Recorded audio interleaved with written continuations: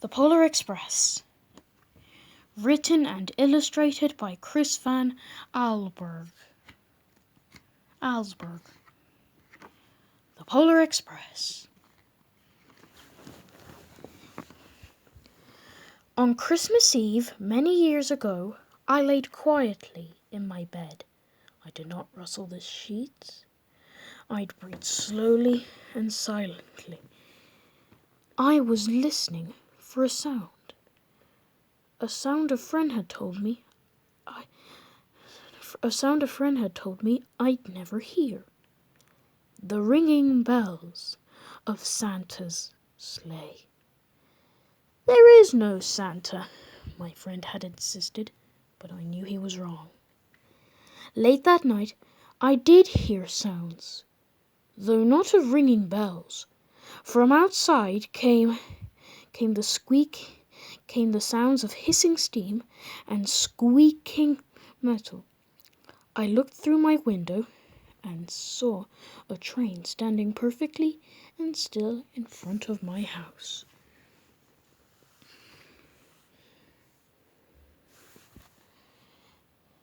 It was wrapped in an apron of steam. Snowflakes fell lightly around it.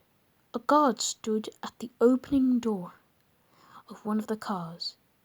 He took a large pocket watch from his jacket, then looked up at my window. I put on my slippers and dressing gown. I tiptoed downstairs and out of my door. "All aboard!" the guard cried out. I ran up to him. "Well," he said, "are you coming?" "Where?" I asked. "Why, to the North Pole, of course," was his answer. This is the Polar Express." I took his agent's hand, and he pulled me aboard. The train was filled with other children all in their pajamas and nightgowns. We sang Christmas carols and ate sweets with nut centers as white as snow. We drank hot cocoa as thick as rich metal. Chocolate bars.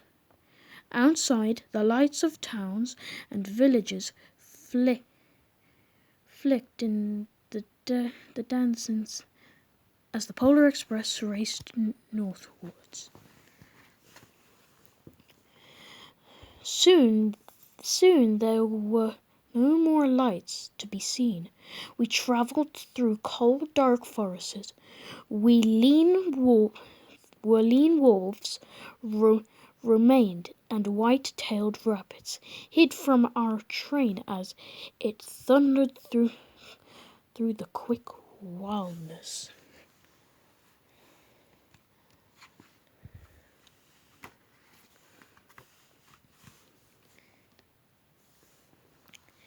We climbed up mountains so high, and it seemed as if we would scrape the moon. But the Polar Express never slowed down. Faster and faster we ran along, rolling over peaks and through valleys like a car on a roller coaster.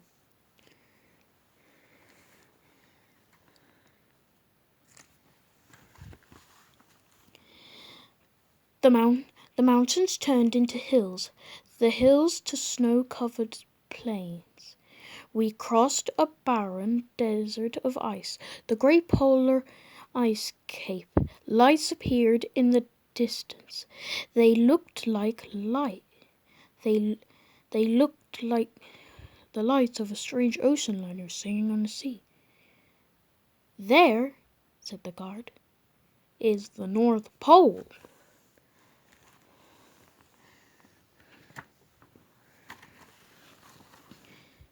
The North Pole.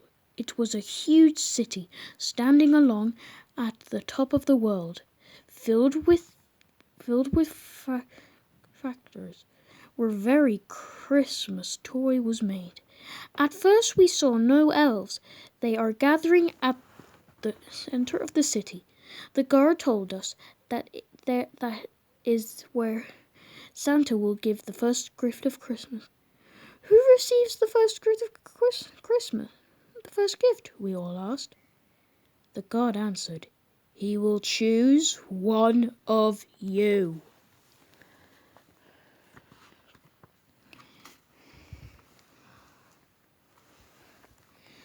"Look!" shouted one of the children. "The elves outside." We saw hundreds of elves as our train drew closer to the center of the North Pole. We slowed to a crawl, so cold were the streets with Santa's helpers. When the Polar Express could go no further, we stopped and the guard led us outside.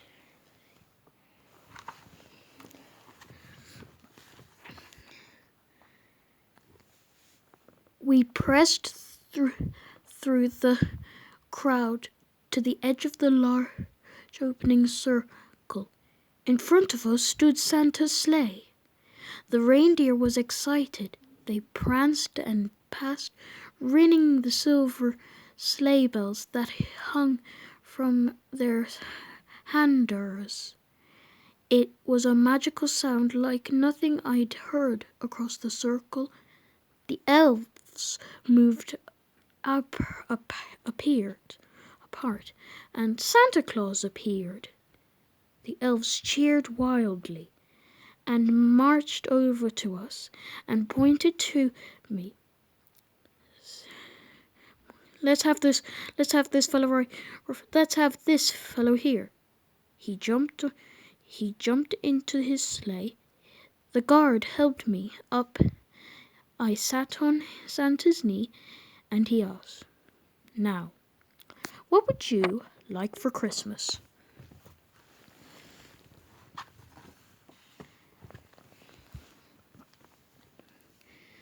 I knew that I could have any gift I could imagine, but the thing I wanted most for Christmas was not inside Santa's giant bag.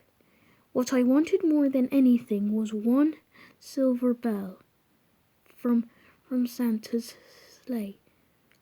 When I asked, Santa smiled. Then he gave me a hug and told an elf to cut a bell from the reindeer's harness. The elf tossed it up to Santa.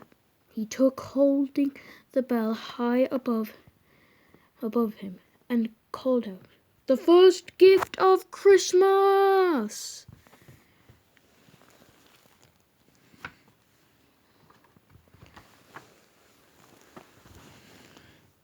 A clock struck midnight. As the elves roared their April, Santa handed the bell to me, and I put it in my dressing gown pocket. The guard helped me down from the sleigh. Santa shouted out the reindeers' names and cracked his whip. His team cheered forward and climbed into the air. Santa cried once above us, then disappeared in the cold polar sky.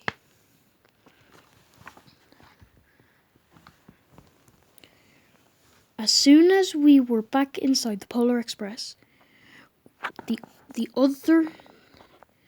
inside the Polar Express, the other children asked to see the bell.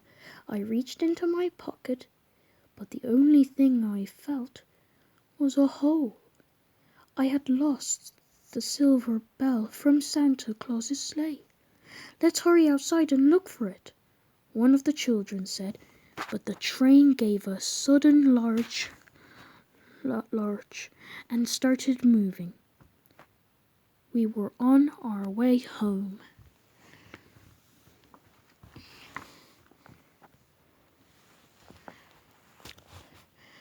I broke my heart to lose the bell when the train reached reached my house, I sadly left the other children. I stood at my doorway and waved goodbye. The god said something from the moving train, but I couldn't hear him. "What?" I yelled. He cupped his hands around his mouth. "Merry Christmas!" he shouted. The Polar Express let out a loud blast from its whistle and sped away.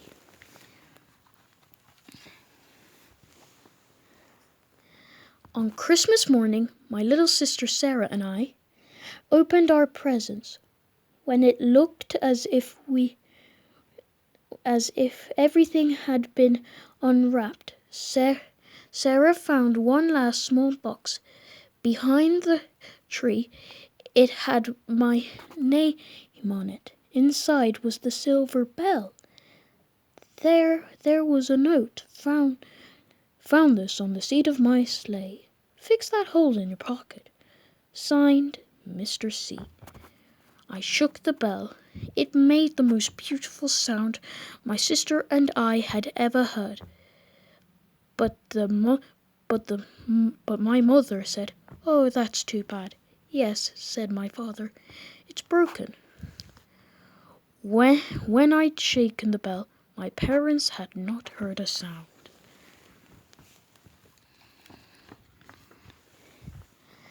At one time, most of my friends could hear the bell, but as years passed, it felt silent for all of them.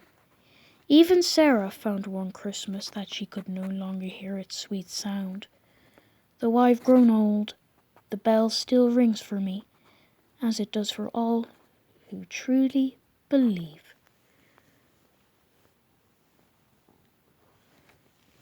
The end.